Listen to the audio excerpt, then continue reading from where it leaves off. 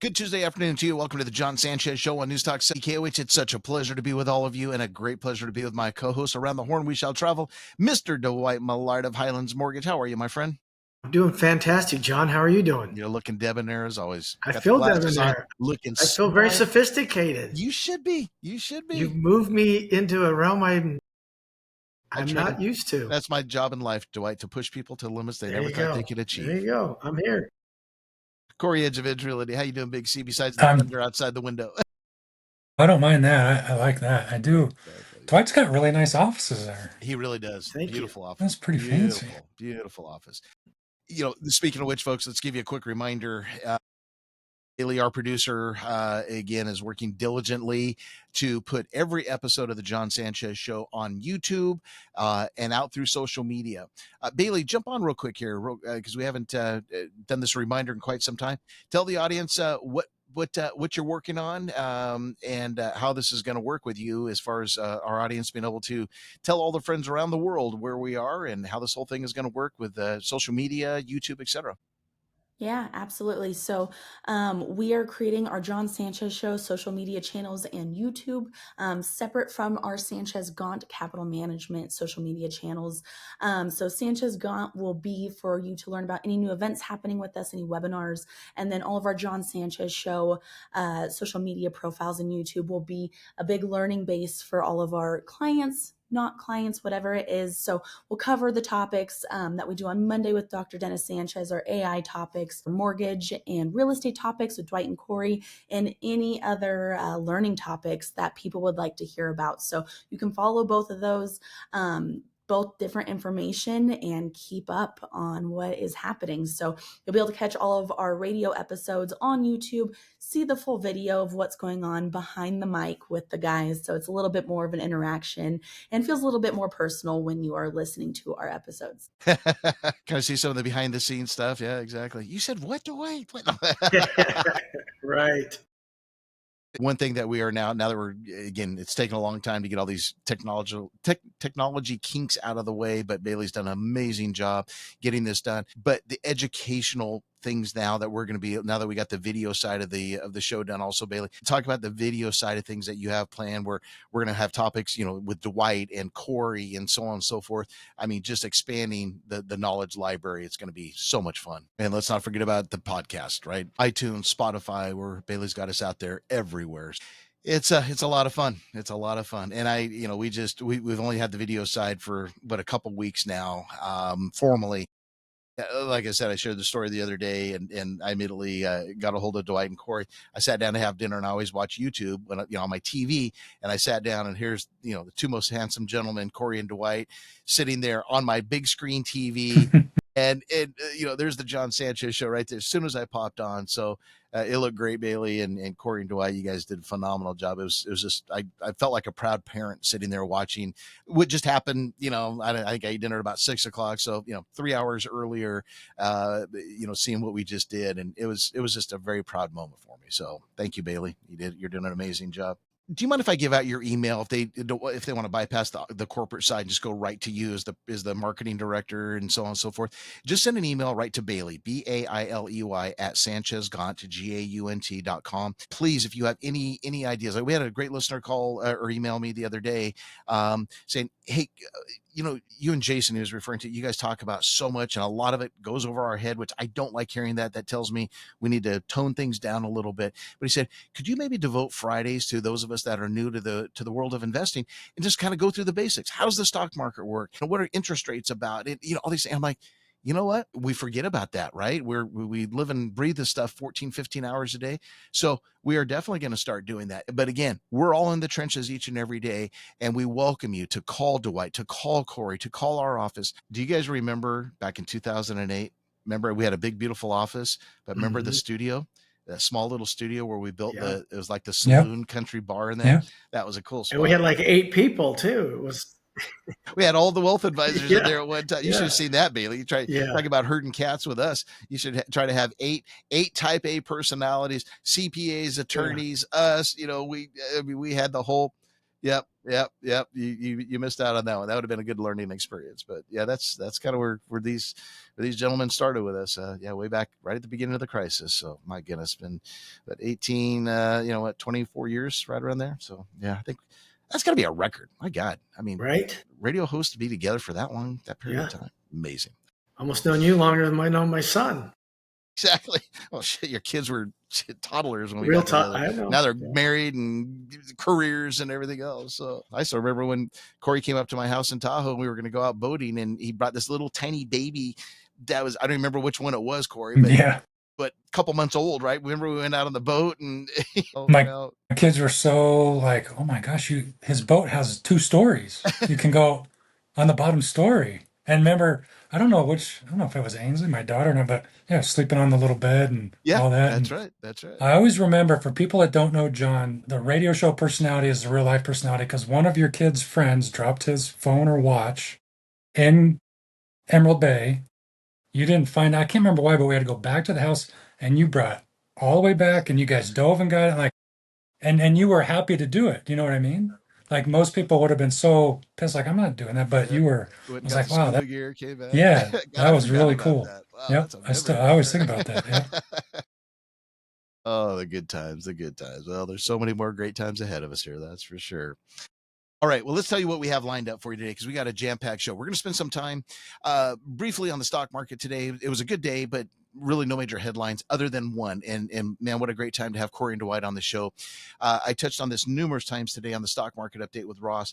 Lisa Cook, if you don't know the name now, you're going to know it. She was the Federal Open Market Committee member that Trump last night fired. Now, this is where the controversy comes into play, and that is he's accusing her of mortgage fraud. So we're going to ask our mortgage expert, Dwight Millard, of course, did she really commit fraud? If the accusations, and these, I want to be real clear, these are purely accusations by Trump and by the Mr. Pulte, yes, the Pulte family, who's now running what division, Dwight? The housing division, I forget the exact FHFA. Yeah, the FHFA. yeah, FHFA, who uncovered supposedly that she committed mortgage fraud, and we'll explain that in a moment. But Trump took it. She was a Biden appointee, so keep that in mind. He sent a letter to her last night saying, due to ethics and so on and so forth, you are now removed. And she came back today. She has a very, very high-powered attorney who's now filing a counter lawsuit against Trump and the Trump administration. There's controversy that he can't fire her without cause. Does this define cause? Because she did it even before she was a FOMC member, voting member, as well as this is a personal issue.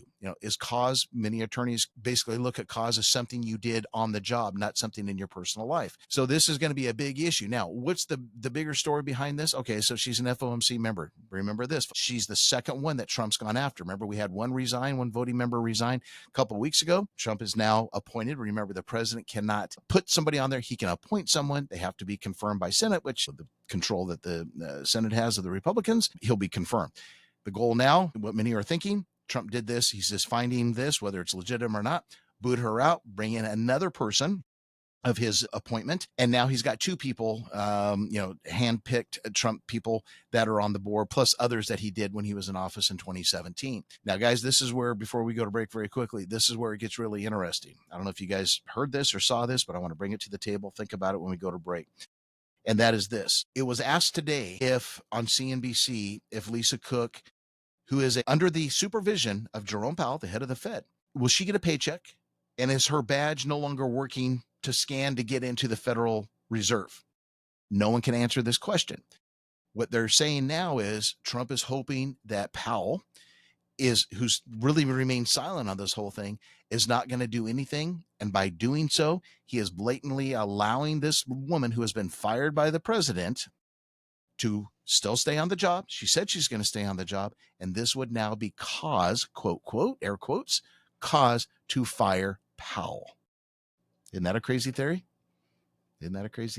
Bigger, right? Bigger, Lots way of moving bigger. parts. That's, yep. John, when we come back, it's going to be really easy to determine whether or not it was mortgage fraud. Beautiful. Thank you, Dwight. All right, let's turn it over to Kristen Snow. She's in the Right Now Traffic Center. Hello, my dear. Welcome back to the Jon Sanchez Show on News Talk 780 KOH with Cory Edge of Edge Realty, Dwight Millard of Highlands Mortgage. All right, we got finally a little bit of action in the market today. kind of going into the close. Other than that, it was really boring, to be honest with you, up until about the last 45 minutes. But we finished strong. That's all that matters. 136 gain on the Dow, a 0.30% to a close of 45,418. Nasdaq gained 95 points, 0.44%. S&P up 27 or 0.41%. Again, we're going to be getting into our topic, turning your real estate portfolio into a business. I forgot to even mention that in the first break. Shame on me. But before we get to that, let's hit our commodities. $1.53 loss on oil, $63.25 a barrel, up $15.70 on gold to a close of $3,443.10. Dwight, the mortgage side of things today, a lot of controversy. It was really crazy early this morning where with all this news of Lisa Cook, what the bond market was doing. But 10-year today down 2 basis points, 4.26. How do we do on the mortgage side? Yeah, so we've been in this little lane for a long time. So according to Mortgage News Daily, John, we're the 30-year fixed is 6.52, which I mean we've been kind of in that 6.5 range for several weeks now. The 15-year 5.90. Nothing to complain about. We're not getting the traction lower that we were hoping, but it was an interesting day. And and John, he has every right, in my opinion, if it's legal. Okay, well, let's get right to this topic. So when we come back from the bottom of the hour break, we'll get to our real estate topic, turning your real estate portfolio into a business. Now, once again, Lisa Cook, voting member of the Federal Reserve, got terminated by the president today. Many don't know if he has the legal authority to terminate her. She says, nope, you're not going to terminate me. You have no legal right. She's got a big attorney. They're filing a counter lawsuit back to Trump and the Trump administration, trying to remove her. The claim is this: this was back in 2022, before she was on the Federal Reserve Open Market Committee, she took out a mortgage. And on the mortgage application, she said, this place is going to be my primary residence. Supposedly, again, all allegations, 2 weeks later, she took out another mortgage, said the same thing. This is going to be my primary residence. You can't have two primary residents. That's the bottom line.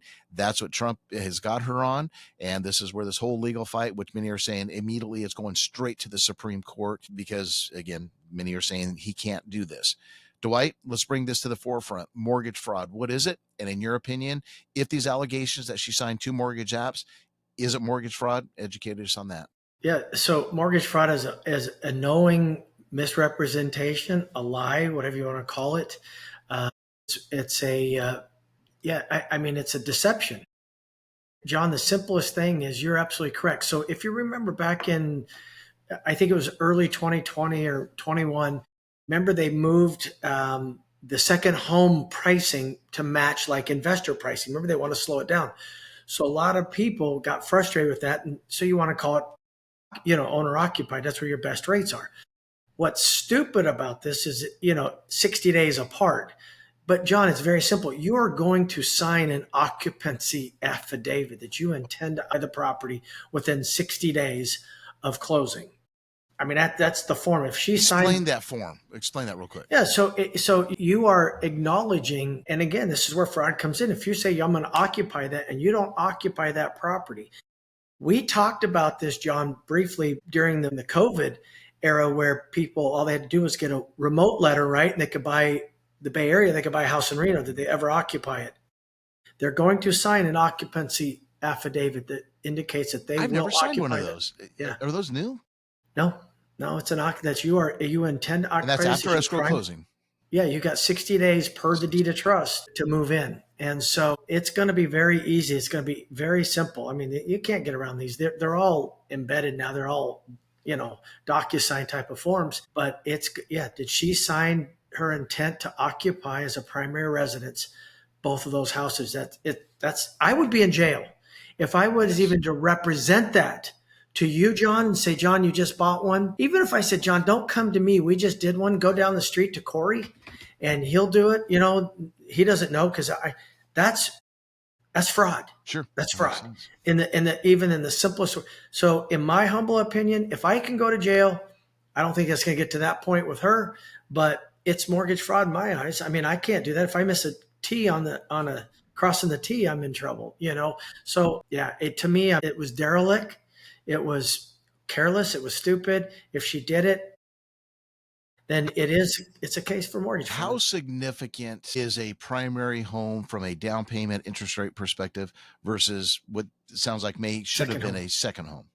Yeah. So, I mean, so on a primary, you can get away with as little as 5% down. Second home is 10.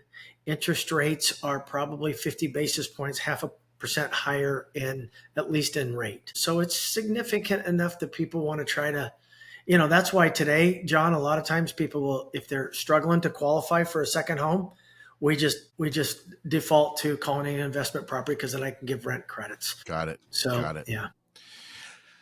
Cory, any points you want to add to that? I want to bring up a real quick story from the president today also. This whole thing to me is ridiculous. I mean, everything, I don't disagree with you, Dwight, but everything we just talked about is an allegation from some guy who's trying to get something else done. Nobody's seen any documents. Dwight, you and I have had files before where they've signed an owner occupancy agreement and then all of a sudden they get a job transfer. They get this or that. Something happens and then they have to go and they move. What was on her taxes? What was her primary residence before all that? You know what I mean? Like the fact that this is happening in the United States of America where you're guilty before you even get your day in court is completely ridiculous to me. But that's why I just said you got the two forms. I mean, if you have the forms, you don't need to call it an allegation. She signed 2 occupancy forms with Yeah, but you and I have had clients before where she signed them 60 to 90 days apart. Maybe she moved and got transferred within 45 days. Like nobody has seen any of this. No. And I agree with you that on that. I'm just saying, I'm just going the simplicity. If you signed this and it's. And they're obviously digging for these people. I mean, is that all Bill Pulte has to do is be like, oh, hey, look what popped up on my screen. I mean, these people, it's amateur hour in Washington, D.C. So, Cory, and I'm okay with that. But why is it on the Fed? Right, but here's the problem. I'm okay with that, Cory, but then get off me. They've been riding us since the Great Recession. Sure we were at fault. I'm the only income regulated in this country, my income by the feds. Yeah, exactly. So, I mean, if you're going to create mortgage fraud, then you're going to do it. And I would have consequences. That exact thing, I would have consequences. So I hear what you're saying. It's an allegation, but I would have consequences. I would. Guys, right around 12 o'clock today, Trump came out. He said the following. President Trump said today that he will soon have a, quote, majority of his own nominees, to Cory's point, on the Federal Reserve Board of Governors who will back his desire to slash interest rates. His comment at a cabinet meeting came hours after he took the unprecedented step of moving to fire Central Bank Governor Lisa Cook, the appointee of former President Biden. Trump has already appointed 2 of the Fed's 7 governors, and he's posed to pick another to replace Adriana Kugler, who announced her, quote, retirement earlier this year, which nobody retires from the Fed, right? So we know that was pushed out. Trump selected Stephen Miran as one of his top economic advisors to serve out Kugler's term. Quote, we'll have a majority very shortly, he said, so that'll be great. Once we have a majority, housing is going to swing and it's going to be great. People are paying too high an interest rate. That's the only problem with us. We've got to get the rates down a little bit. Well, we have some very good people for this position when talked about replacing Cook. We have some very good people for that position. And I think we have some very good people we're down to, he said. I think I maybe, in my own mind, have somebody that I like. Because of, he talks about Powell. He says, because of him and his high interest rates, the housing is less than it could be. He said, we're going to get that straightened out very quickly. So John, let me ask you, as a person who deals with hundreds of millions of dollars of people's retirement, are you comfortable with one person controlling all of these interest rates, the whole thing? Like, hey, whatever we do, like there's no checks and balances. No, I 100%, Cory. I do not agree with it. The Fed has to be independent. Folks, you have no idea in history when countries, i.e. Venezuela, have tried to commingle politics with the Fed and interest rate policy and all the things that the Fed is responsible for. Inevitably, history has said it is a disaster. But now we have the government taking bits and pieces of corporations, i.e. Intel yesterday, taking 10%. Now everybody's defense contractors are talking about contractors. Now? He threatened today that, oh, by the way, we may start taking pieces of defense contractors. Basically, anybody the government has, quote, lent money to, grants, whatever it is. They didn't see I guess there's fine print that the government now can step in and be a fellow shareholder. And then now, massaging and molding the Fed to the way that he wants it. No, Cory, it's scary. It is very, very scary, to be honest with you. And it pains me to say that, but I do not like it. I have to say, I do not like it. I think the Fed needs to remain independent, have Democrats, have Republicans, let them fight it out. Bottom line, they have a responsibility to our economy and to this country. No, I don't want all Republicans. I don't want all Democrats. I want it mixed. That's the checks and balances that have what our Constitution is. And apolitical. Apolitical. Yes, exactly. All right, we're way late. Let's turn it over to Jack Saban. He's got news, traffic, and weather. Jack, how are you? Welcome back to the Jon Sanchez Show on News Talk 780 KOH with Cory Edge related to Dwight Millard of Highlands Mortgage. Once again, a 135 gain on the Dow. NASDAQ rose 95, S&P higher by 27. Well, folks, Cory reminded me, of course, that we have college football season kickoff this Saturday, opening day, my favorite day, favorite time of the year. I just unfortunately don't get a lot of things done on Saturday because I'm glued to my TV watching my boys. But like Saturday where there's going to be no time, we're running out of time very quickly to cover our topic. We don't want to have to rush through our topic of turning your real estate portfolio into a business. So we're going to do a little audible is the point I'm getting to. We're going to do a little audible, right, Coach Edge? And, yes, sir. Audible this till Thursday, this topic, because Dwight just brought something up. He's like, we got to talk about this. I think it's important. Now we'll have a little bit more time to talk about Lisa Cook and the Fed independence and the importance to the stock market, the bond market, real estate rates, et cetera. So Thursday, we'll put this on the calendar. But Dwight, you want to touch on this? You briefly mentioned it.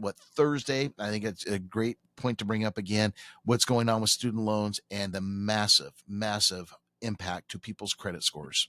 Yeah, John, I think it's going to get to an alarming level unless something happens. But it came up again with a very, very near and dear person that's very responsible. But what's happening is, they let you have forbearance on, it was almost mandatory forbearance during COVID, the COVID crisis. And then, the Biden administration confused a little bit more with the forgiveness. So you had forbearance and forgiveness and everything else. Well, it appears that the student loan program payment kicked back in January of this year. And the individuals that I am close to, that I've talked to, got no notification, no awareness. One gentleman in particular said, Dwight, had I not even explored buying a house, I would not even have known this. But you're seeing about a 200-point decline in the credit scores. So I would just caution anybody who had a student loan that they thought was in forbearance, they thought part of the forgiveness, you need to make sure it's not coming up. And I think it's Nelnet now. I think who it is that handles that. They're not being very friendly about this. So I'm assuming they're getting a ton of calls. That was going to be my next question. With these people you're dealing with, is it, where you could call them and go, hey, I can't afford this, or, I know you're telling me I owe $1,000 a month on my student loan. I can only afford $500. Is there negotiation or boom, this is it? This is it. You've had your time. It's time to repay. And so it's how long does it take to make back frustrating. 200 points on your FICO score? Because it's a rolling 90-day late right now, current. So if you thought, so let's just say, John, you were supposed to start in January and you had a 750. Every person I'm talking about had in the mid 700s, and you didn't know that you got no notification, or anything, and you hadn't made a payment, and I pull it up, you're going to be 200 points. You'll be in the 500s. Which qualifies you for zero. Which doesn't help you at all. I hate to bring this up, but I need to. We all know that, all three of our careers, we can't be doing what we're doing if we're credit flakes, we have bad credit scores, on and on and on. So many of you have jobs where your employer pulls your credit, whether you're applying for a job, whether you are on the job and they may be doing it behind the scenes, right? Every employer, it seems like these days, is working aggressively to know here's a prime example of this Lisa Cook situation. What is the credit worthiness of this person, especially if you are in a business like ours where we're dealing with money, anything along these lines. Dwight and Cory, this could be a dramatic situation where if an employer pulls annually, like a lot of them do, pulls the credit on their employee and they see a 200-point decline, and the employee goes, when they're called into the manager's office, says, I didn't know, and it's related to the student. Employer may go, sorry, rules are, if you have a 90-day late or 60 days or something, we got to terminate you, right? Is that realistic in my mind? I think. Hopefully they give them some leeway. But yeah, I think you'll be able, as an isolated case, because you're going to be able to look at but from a lending standpoint, it doesn't matter. I go off your score. You have to, your score goes into the algorithm and that's it. So this one particular gentleman is extremely upset. He was going to threaten to call his congressman and things like that, which they should, because this was all part of the confusion. There's no more CFPB basically, right? It's not like they can go to the CFPB. Yeah, Cory's saying no. I don't think so. Yeah. I haven't tried the hotline, but I stay away from that hotline. Yeah, sure don't hear anything. I used to get emails from them all the time, and I haven't seen anything since. But John, what did we say at one point in time? Was it like $1 trillion 1.3 worth of trillion. student loans? I don't know how many people that is, but it's Right. tens, if not hundreds, tens of millions of people. Yes. That's going to affect not That could have a major everybody. economic impact. Yeah. Yeah, but if you were in the heart of repayment during COVID and you took advantage of the forbearance that they gave you, which everybody got it, right, Cory? If I remember right, it was just automatic. You could forbear, if you took advantage of that, you might want to make sure if you haven't repaid your payment yet, if you haven't made a student loan payment since January, you're probably caught in it. And let's go one step further, guys. And that is, not only did you just get, in your opinion, Dwight, the 200-point credit hit, but I've heard stories also, not personally, but just reading and hearing about this, that they're going after wage garnishments. They're going after tax liens against you.